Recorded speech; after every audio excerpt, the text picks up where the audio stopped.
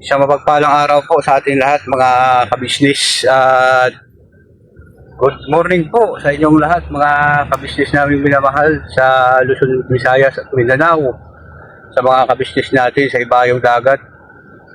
Kumusta na po kayo dyan mga kapapi, mga kabisnes?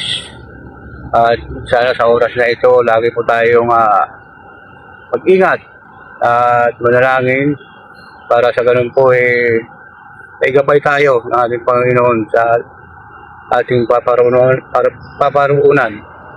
at makauwi ng ligtas sa ating kanya-kanyang pamilya, ano po mga kabisnes. So, samahan niyo po ako sa simpleng vlog na ito mga kabisnes at pag-usapan natin ulit ang tungkol sa aking sabi nila ni John Istong na ubod ako ng sinungaling, ano po, mga kasinungalingan, ganyan, mga kung ano na po mga ano nila, gumagawa ng kwento, at tigit sa lahat, yung mga bagay na sinasabi ko daw, gawang-gawang isip ko lang, ano po mga kabisnes, gawang-gawang isip ko lang daw. Sabi ko, naisip ko, bakit ako gagawa ng kwento kung hindi totoo, di ba po? Ang hirap gumawa ng kwento, ano po mga kabisnes, kung hindi totoo. Dahil ito, kinukumukuha ako ng base doon sa kanilang mga sinasabi sa akin noon, yung mga nag-iipon-ipon pa kami, mga kabisnes. So, ito po mga kabisnes.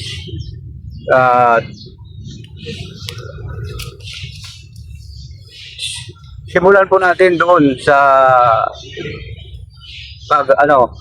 unang alis ko sa kabisnes official. Yun. Ang una-una kong pag-alis, nasabi nila ako ay nagsinungaling. Ayun. Ito po ay magpapatiwakal siya dahil sa kanya ding mga ginagawa na kamalian sa buhay. Ano po mga kabisnes.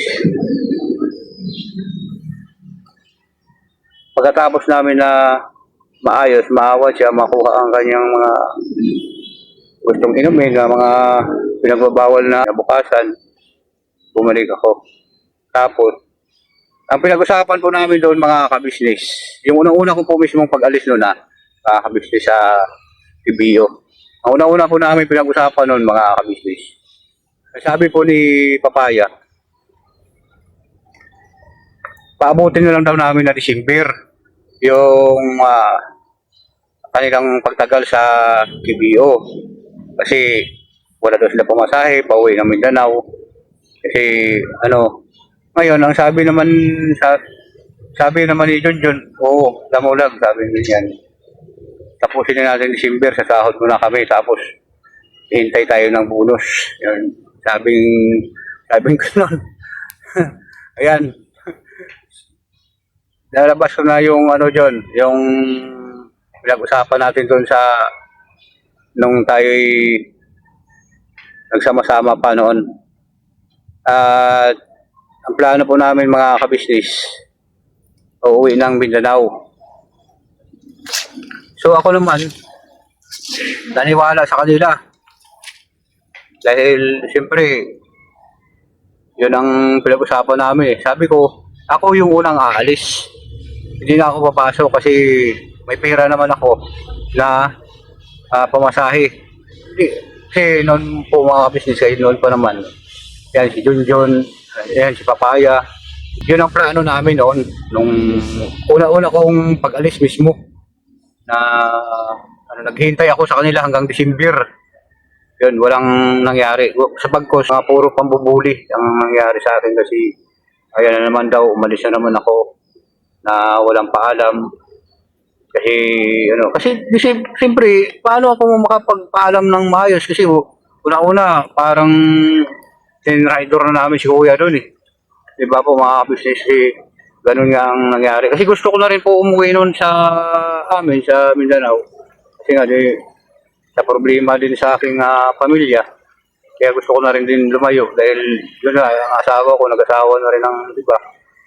Kaya gusto ko na rin pumunta ng Mindanao noon mga kabisnes. Kaya nagresidido ako noon na umalis. Pero ang naani ko sa kanya, hindi naman niya ako pinagtanggol. Pagkos muli pa ang aking inabot sa kanya. Ganun po sila mga kapapi, mga kabisnes na plano nila. Noon pa yan, plano na nila yan. Kaya talagang hindi lang talaga ako nagsasabi siya kay Kuya kasi alam ko hindi maniniwala si Kuya sa akin dahil ang pagkakilala nila sa akin, sinungaling ako. Ano po mga kabisnes. Kaya hanggang ngayon, kahit sa mga ah tagahanga niya, ang pagkakilala sa akin, sinungaling pa rin hanggang ngayon. Ito po mga kabisnes, mga kapapi. Sa palagay niyo po, ito gawa ako na kwento? O sinasabi ni Junjun, tatang-isip ko na. Sabi. Ayun, nagsanib persa si Isto nga pala. Tapos si Maldita, Junjun. Ayun, may nagtatanong dito sa akin. Si Maldita ba, asawa ni Junjun? Asawa ni Bay, Papaya? Oo, si Maldita at si Junjun, isa lang po yun. At asawa po siya ni Bay Papaya. Ayun, sana nabigyan ko ng kasagutan yung tanong mo. Mahal na subscriber, yun. At saka siyempre sa nag-subscribe, maraming salamat po sa inyong lahat. At siyempre sa nag-unsubscribe, salamat pa rin kasi napanood mo yung video ko. At ito kasi kasagutan na ito gusto mga mga plano nila noon.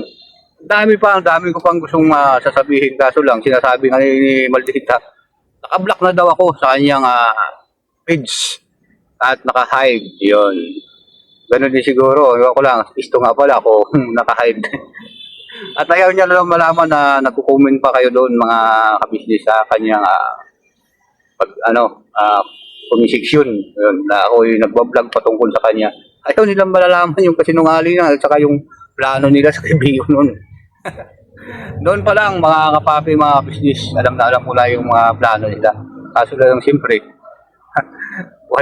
hindi pwede na i-broadcast kasi alam ko na sa isip ko baka mali lang o kung baka nagbibiruan lang sila kasi yun ang plano nila magpapalago at tawag nito, iipon lang daw sila na medyo may kakayahan na. Banggit nga ni Papaya, kung wala kang pakpak, hindi ka makalipad. Kailangan may pakpak na bago bumulo. Yan. At yun nga po, hindi ko na rin masyadong habaan itong aking simpleng vlog. Po mga kapatid. Hanggang dito na lang po mga kapapi, mga kabisnis. At magandang umaga, magandang hapon, magandang gabi sa aming kuya kabisnis, ate, sa buong pamilya kabisnis. Shoutout po sa inyong lahat dyan at sa Luzon, Visayas, Mindanao, sa mga kabisnis natin sa Bayang Dagat. Never say goodbye, tomorrow is another day. Pero banat lang po tayo mga kabisnis.